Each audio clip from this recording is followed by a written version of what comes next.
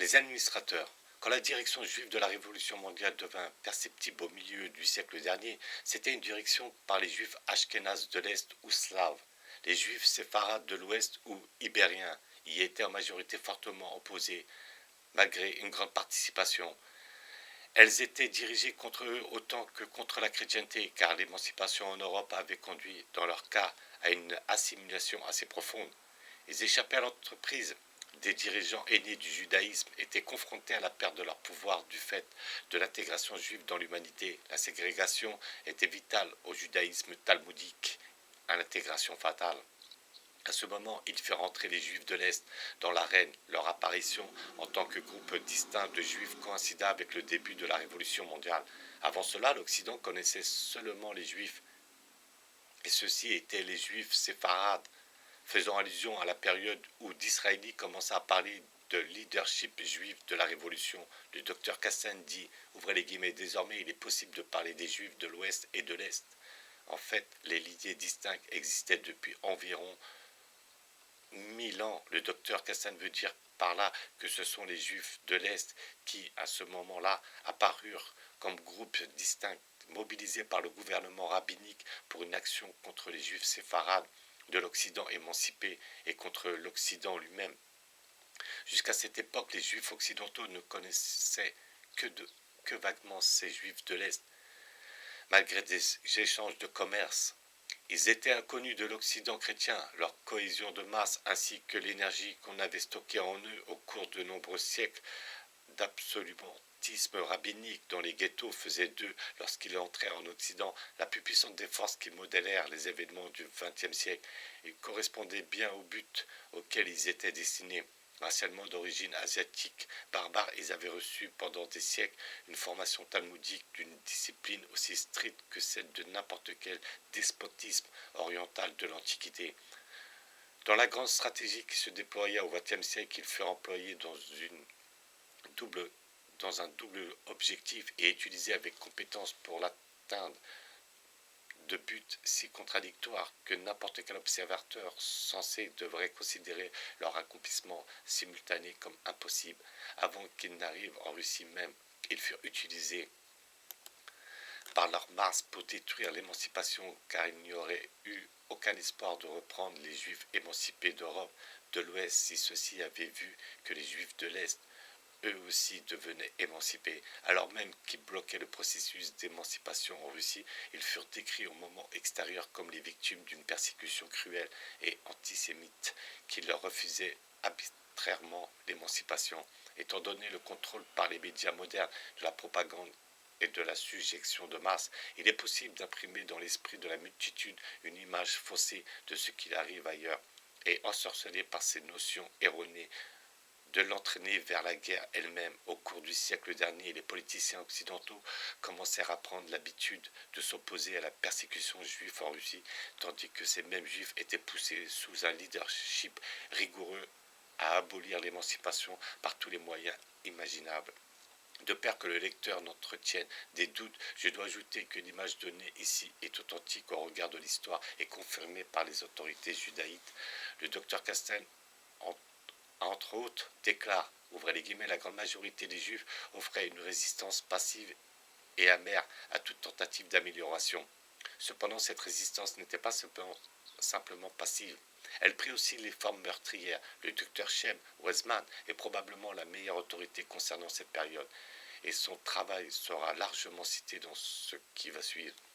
Les Ashkénazes ghettoisés, tant dans leur organisation communiste que sioniste, reçurent l'inspiration d'entraver l'émancipation par tous les moyens possibles, y compris l'assassinat en dernier recours, tandis que l'histoire de leur persécution était martelée, telle une menace d'intimidation dans la conscience des Juifs de l'Ouest, et telle une demande légitime d'assistance dans celle de l'Occident chrétien.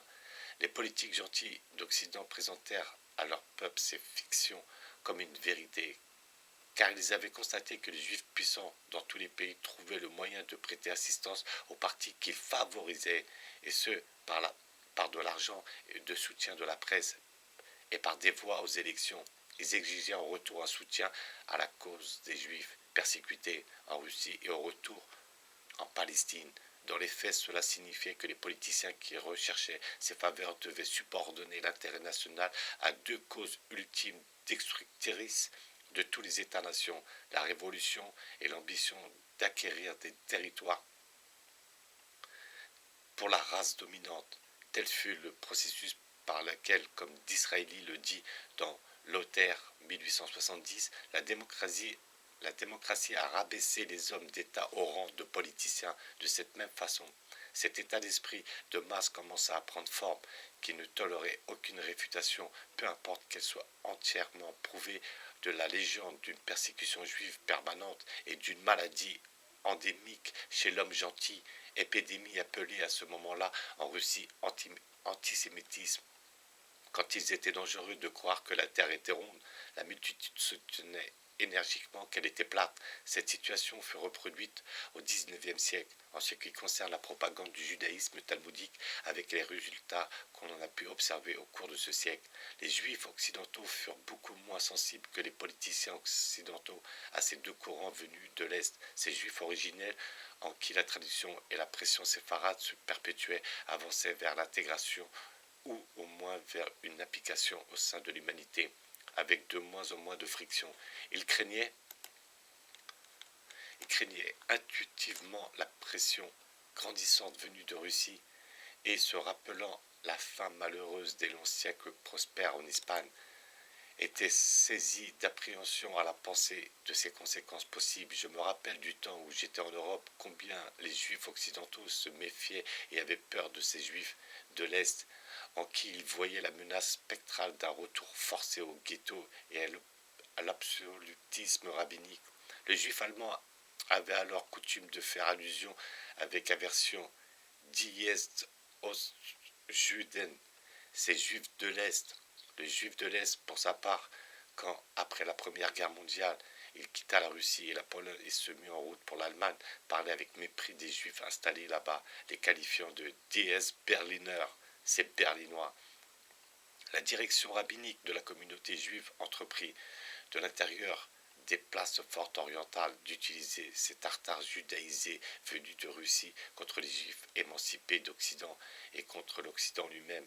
L'existence impénétrable de la communauté juive a toujours empêché le dénombrement des Juifs à toutes les périodes. Ce manque de tout recensement fiable des populations juives permit à la secte dirigeante, il y a un siècle, de commencer et à présent de pratiquement achevé une opération biologique stupéfiante. Ils ont transformé presque tous les Juifs en Ashkénazes. À la fin du XVIIIe siècle, les Juifs connus de l'Occident étaient les séfarades, qui avaient au moins hérité d'une tradition tenue. Mince fil qui, par l'Espagne, conduisait en Afrique et se fondait alors en une légende d'origine cananéenne. Arrivés au milieu de notre siècle, ces Juifs ont été déclarés par les sages de la communauté juive comme ayant pratiquement disparu. Un rapport présenté à la deuxième conférence séfarade mondiale qui s'est tenue à New York en 1954 a déclaré que la population juive mondiale était de 11 763 491, que seulement 1 744 883, soit 15% de ces Juifs étaient séfarades, que seuls 52 000 de ces séfarades vivaient en Europe, qui autrefois ne connaissaient que les Juifs séfarades et dans tout l'hémisphère occidental. Les processus normaux de naissance et de mort n'ont pu accomplir cette magie. Manifestement, les séfarades, comme les 10 tribus d'Israël, il y a presque 3000 ans, ont été déclarés disparus parce qu'ils ont cessé de croire qu'ils avaient une destinée différente de celle de leurs prochains, de croire en Dieu Tout-Puissant. On a accordé aux Ashkénazes la succession de Juda, un ordre d'existence fondamentalement différent de celui des gens alentours, aucun processus d'assimilation aux autres, une différenciation absolue, et presque tous les Juifs sont maintenant déclarés Ashkénazes. Ainsi, les sages du judaïsme ont-ils par 2 fois supprimé les populations à coups de stylo. Les séfarades ont été excommuniés pour la même raison que les Israélites, mais ils continuent manifestement à survivre. En vérité, certains intégrés dans l'humanité, certains dans la ségrégation du judaïsme originel.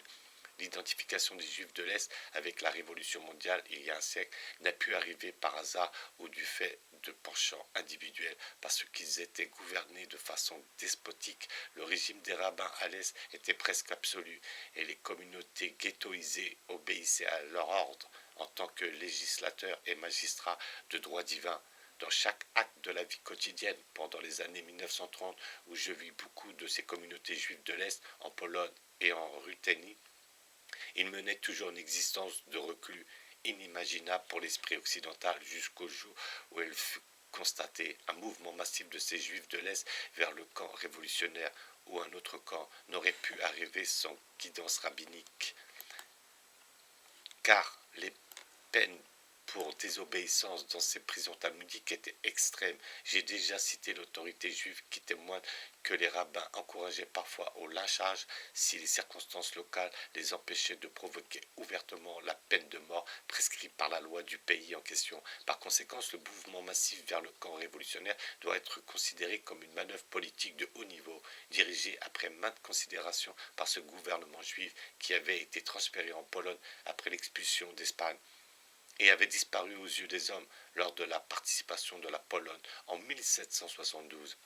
Envisagé dans cette perspective historique, le triple objectif du grand dessein s'éclairait et les événements l'ont démontré. Primo, par la Révolution, le processus d'émancipation et avec lui d'assimilation des Juifs en Occident pouvait être inversé et la suprématie de la secte dirigeante au sein de la communauté juive maintenue.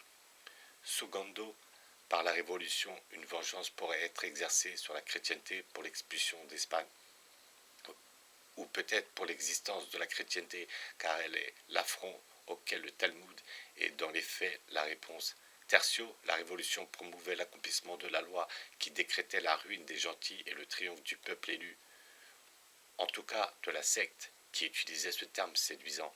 Une ambition qui peut-être n'était pas si ridicule aux yeux des tribus du Proche-Orient et à l'intérieur du petit territoire du monde connu en 500 ans avant Jésus-Christ, devint ainsi l'ambition mégalomane de notre ère universelle qui est actuellement témoin d'une tentative d'imposer au monde une loi tribale antique, maudite, née dans les fiefs insignifiants des petits territoires anciens. Le gentil a tendance à imaginer que la loi qui dirige cette entreprise est celle qu'ils peuvent trouver dans la Torah ou l'Ancien Testament qui partagent avec le juif, mais cela n'est le cas. L'Ancien Testament contient une loi noble de justice et de comportement altruiste et des notions inspirées de l'universel, mais de prière, maison de prière de tous les peuples. Cette loi fut rejetée par Judas et la Torah inclut ses interpolations et annulations qui la rendent caduque. Mais en tout cas, elle contient les deux. Ce sont les deux livres. Et tout homme peut choisir celui qui semble être la parole de Dieu.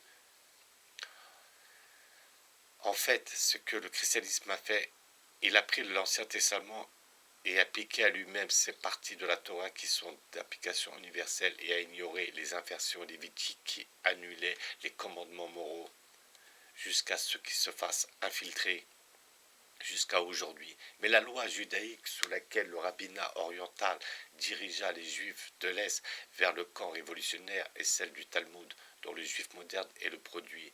M. Ron Kitson, précédemment cité, le Talmud ne contient aucune loi noble de justice applicable à tous les hommes, mais installe le credo de Moloch, satanique dépourvu d'application universelle. C'est un livre par deux. C'est la réponse intransigeante au christianisme. Les préceptes de justice, d'équité ou de charité envers son prochain non seulement ne sont pas applicables en ce qui concerne le chrétien et les autres religions, mais constituent un crime pour quiconque agirait différemment. Le Talmud interdit expressement de sauver un non-juif de la mort, de lui restituer des biens perdus, etc., de le prendre en pitié.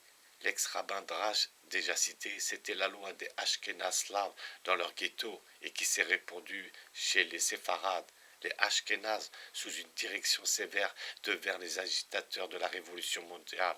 Et selon les autorités judaïques, les Ashkénazes sont aujourd'hui les Juifs, ou 85% d'entre eux.